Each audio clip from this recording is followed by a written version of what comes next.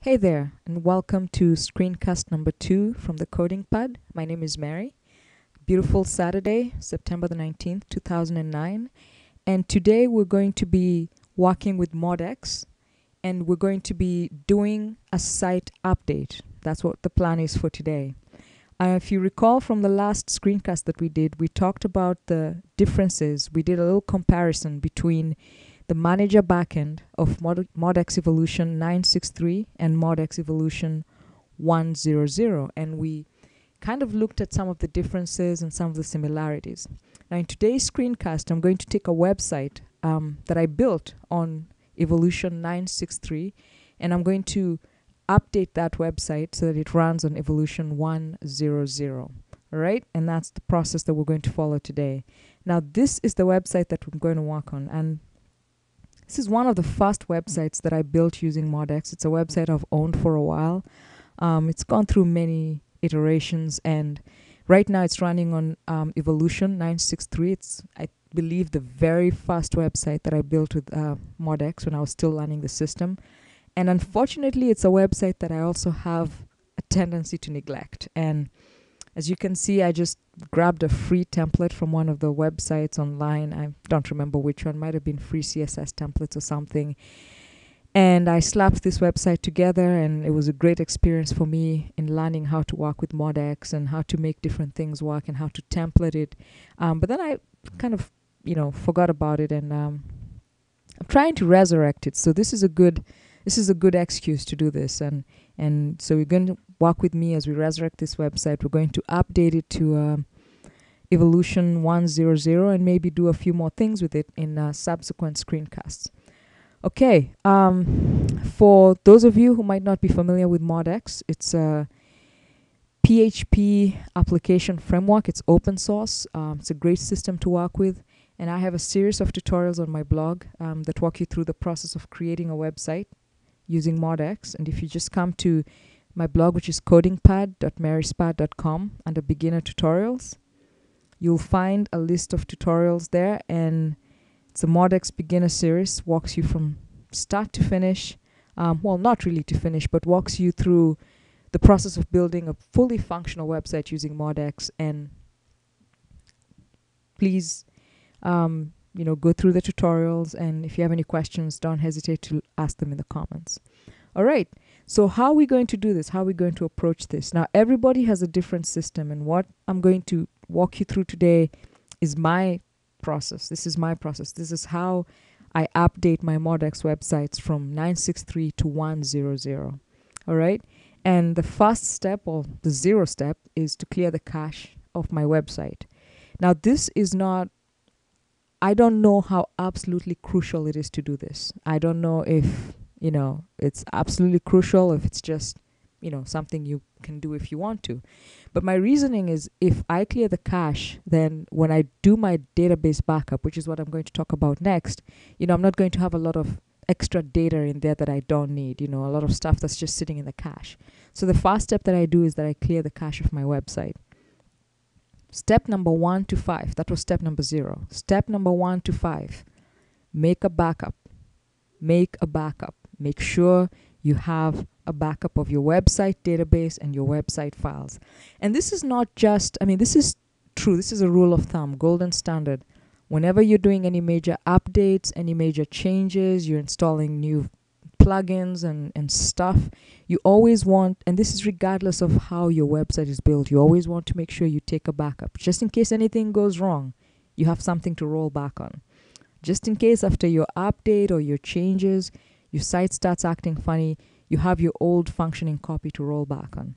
And, there's different ways to do this. It really depends on what your server is, what your server is working with, what kind of control panel you're using.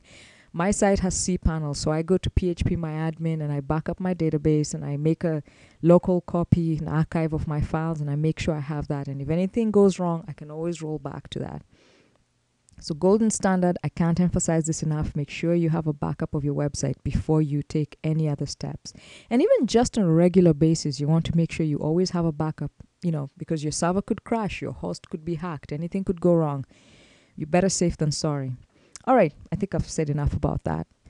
Step number 6, and this is again something that I like to do. I make a record of the versions of all the snippets and plugins and modules, not just the ones that I'm using, but all the ones on my website. And this is not something that everybody does, but I like to do it because when I make my updates, I update all the snippets and all the plugins. And if whenever developers make changes, like when they update snippets, sometimes they deprecate certain calls, sometimes they add different functionalities, and if I know if I know that when I install 100, there's a new version of, say, Ditto, then I can go and look at the changelog and see if I need to make any changes to my custom calls of that particular snippet. So I always make a record. And here's just an example. I have a little notepad file here where I have a list of the snippets that are on my current install of MODx Evolution, which is 963, and what version those snippets are, and the same thing with the plugins. And when I update my website, I'm going to go back in, I'm going to look at my resources, and I'm going to see, okay, maybe Ajax Search has a new version. I'm not saying it does, I'm saying, but perhaps just as an example, if it does, then I'm going to go and look in the changelog and make sure that I don't need to make any changes to my Ajax Search calls or any changes to my eForms, based on whether there are updates or not. So that's just a nice little habit that I've developed, and it's come in handy a couple of times. The next thing is, of course, download MODx 100 to your computer and unzip it. You may have done that already. I've already done that. And then once you've cleared the cache of your site, you've made a backup of your files, you know what versions of snippets your site was running on. Next step is to upload the unzipped MODx files into your website folder. And then step number 9, we run the install process and we select the option to upgrade the existing website. And you'll see what I mean when we get to that point. And then log into the manager backend, follow any instructions that are there, make sure everything back there looks nice and clean, test the updated website. And then finally, we want to do some housekeeping duties. We're going to, like I've talked about this before, we're going to compare snippet, plugin, and module versions, what we have and what we had before.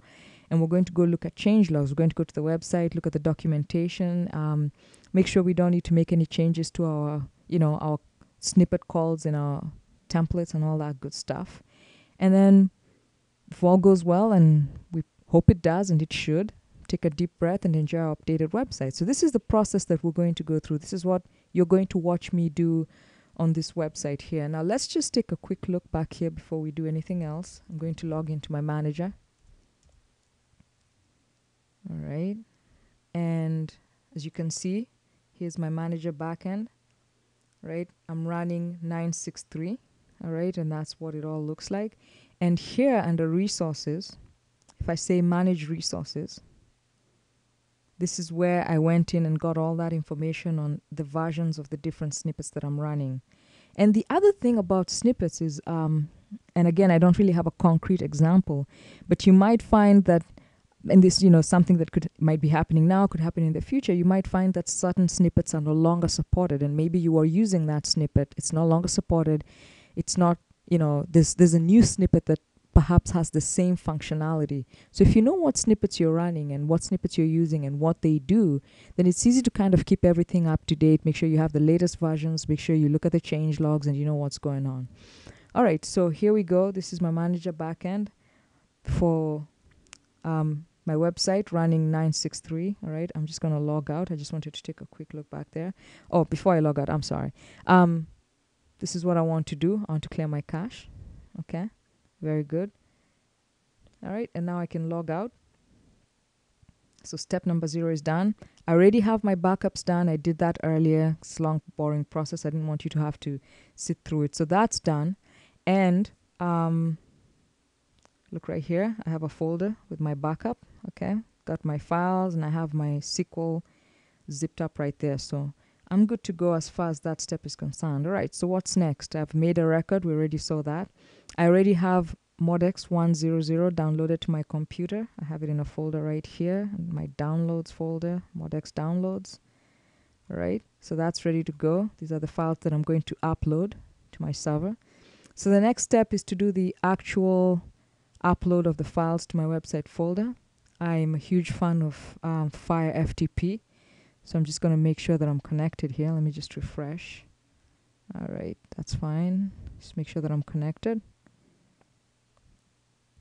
Okay, and I'm going to navigate. This site is sitting right in my root, and I'm going to, on this end, go to downloads, MODx downloads, right? And I am going to transfer all these files right into the root of my site because that's where my MODx files are sitting. Now this is a long process, so I'm going to start it. I'm going to override all. I'm going to start this process and I'm going to take a pause, and we'll come back and continue as soon as this is done.